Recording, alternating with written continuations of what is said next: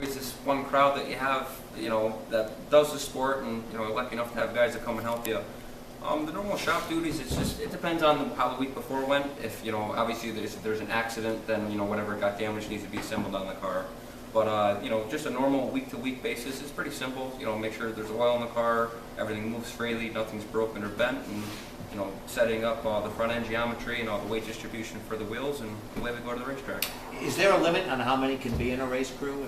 As far as going over the wall to service the car during a race, yes. But as far as anybody helping in the pits or in a garage area, no, you can have. So when you pull into a pit area during a race, as many as I think can 7 come out? people. Is Yeah, seven people. I believe. Okay. 6 or 7. Have you ever had the opportunity to meet Joey Logano? No, when I was very, very little, I believe I did. He actually used to go down to my uncle's shop, but not in his further career that he's taken. Yeah, he's from right from Middletown. Yeah, he's so. another local. Yeah, Joey Logano gets a lot of press, and I think he started. Is it called midget car racing? I think in Merritt. What Silver City? Quarter midget? Quarter Yep. midget. I believe he started. Yep, he started right there. years ago, and he's a relatively young man. I think he's right around the same age I am, I believe. Yeah, maybe a year or two older. Which is very young compared to us. What is the greatest piece of advice that you ever received in your career?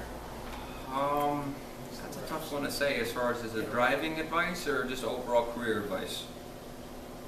Actually, both. Both. Let's start with career I'd advice. say overall career advice would have to be keep your head on straight and don't let your anger get the best of you. There was a situation where I had a close friend of mine take me out for a win. I could have got mad, which most people would have, and screamed, tried to hit him, list goes on. I turned out to impress somebody who I had no idea that they noticed me. It was a guy named by the Wayne Darling. He owned Wayne the Modified Tour car, a championship winning car. He ended up giving me his tour car at the completion of that season because he was impressed that I was able to keep my head on straight that night and not, lose my wig. It's especially with the advent of the YouTube videos and things like that you do see a lot of race car drivers. It's a very passionate sport because you have to understand these guys slave 9 to 5 to assemble these race cars and make them as good as they can be. We work hours and hours pulling all-nighters trying to finish these cars. So when something like that happens, it's heartbreaking.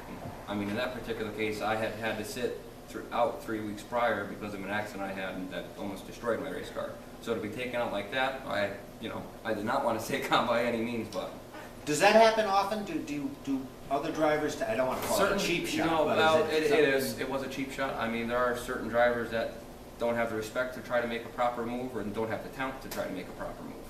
They just try to send the car in there and just don't have the talent to back it up. Which I've been the victim of both instances, but it's something that you deal with in racing.